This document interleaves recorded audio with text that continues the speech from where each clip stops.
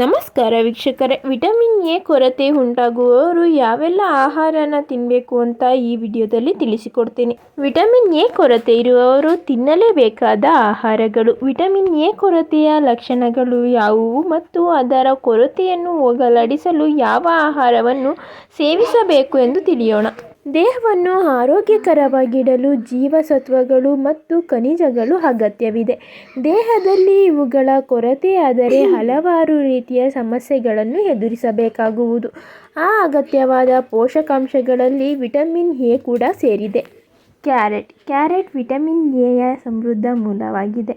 Beta carotene ಇದರಲ್ಲಿ ಕಂಡುಬರುತ್ತದೆ. ಇದು ಉತ್ಕರ್ಷಣ ನಿರೋಧಕವಾಗಿ ಕಾರ್ಯನಿರ್ವಹಿಸುತ್ತದೆ. ನೀವು ನಿಯಮಿತವಾಗಿ ಕ್ಯಾರೆಟ್ ತಿನ್ನುವುದರಿಂದ ನೀವು ಅನೇಕ ಗಂಭೀರ ಸಮಸ್ಯೆಗಳನ್ನು ತಪ್ಪಿಸಬಹುದು. ಬ್ರೋಕೊಲಿ ದೇಹದಲ್ಲಿನ ವಿಟಮಿನ್ ಎ ಕೊರತೆಯನ್ನು ನೀಗಿಸಲು ನೀವು ಬ್ರೋಕೊಲಿಯನ್ನು ನಿಮ್ಮ ಆಹಾರದ ಭಾಗವಾಗಿ ತಿನ್ನಬಹುದು.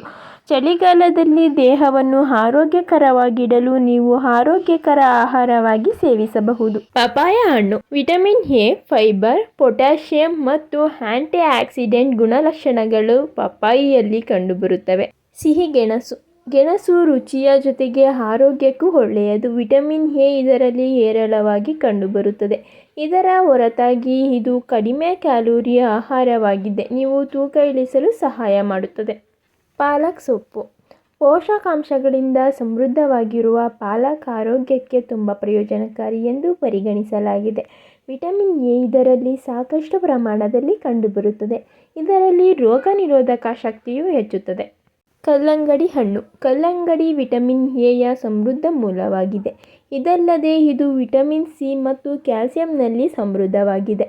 ಇದನ್ನು ತಿನ್ನುವುದರಿಂದ ದೇಹಕ್ಕೆ ಹಲವಾರು ಪ್ರಯೋಜನಗಳನ್ನು ನೀಡುತ್ತದೆ. ಈ ವಿಡಿಯೋ ನಿಮಗೆ ಇಷ್ಟ ಆಗಿದ್ದರೆ ಒಂದು ಲೈಕ್ ಮಾಡಿ, ನಿಮ್ಮ ಅಭಿಪ್ರಾಯವನ್ನು ಕಮೆಂಟ್ನಲ್ಲಿ ತಿಳಿಸಿ. Thanks for watching. Don't forget to subscribe our channel.